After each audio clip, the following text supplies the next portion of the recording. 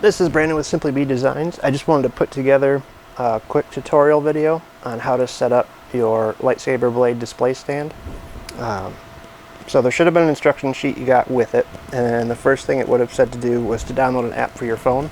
But I'm going to go through the whole process here so you know how to not only get the app but set it up.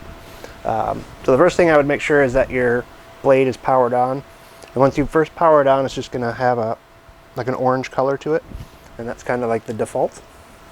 From there, we're going to go onto our phone. This works with Android or iOS. I just happen to have an iPhone, so we're going to do the iOS version. But we're going to go into the App Store, and what we're going to do is search for WLED. And when you do, two apps are going to come up. One just called WLED and one called WLED Native. And I'm going to recommend the WLED Native. It works a lot better on the phones, at least on the iPhone. Both of them will work, but I do prefer the LED Native. So go ahead and get that downloaded. And once it's downloaded, we'll go on to the next step. So once you've downloaded the app, you don't have to open it or anything. We're going to connect to our blade first. And how we're going to do that is go into our Wi-Fi settings. Again, on iOS, it's under Settings Wi-Fi. You're going to notice there's a new network available called this WLED AP. We're going to go ahead and connect to it. Now, you don't have to load the app or anything. It's going to do it for you. So now we're in the WLED app, and we could already from here start controlling the color of our blade and stuff, but we don't want to go through that process every time. So this is what we're going to do to remedy that. Up top in your options, you want to go to Config and Wi-Fi Setup. And from here, you're going to hit Scan, and it's going to scan for your local Wi-Fi network you might have. So it's found it there. I have to put in the password.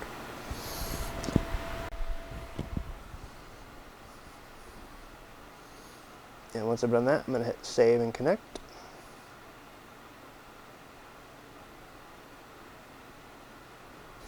So what I'm going to do now is I'm back on my normal Wi-Fi, and now I'm going to load the WLED Native app, and that's going to always have my blade on it. Now here I can just turn it on and off, adjust the brightness, or click on it. My thumb would work to get back into the control screen. Now another tip I would do, same in that config Wi-Fi setup, if you know how, is I would set a static IP for this. That way, if the router ever resets or the power goes out, it'll always come back to the same one. Otherwise, you might end up with a list of these, because each time it gets a new IP, it would be on here.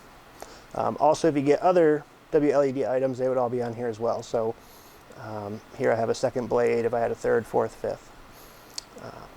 But then back to looking at the menu.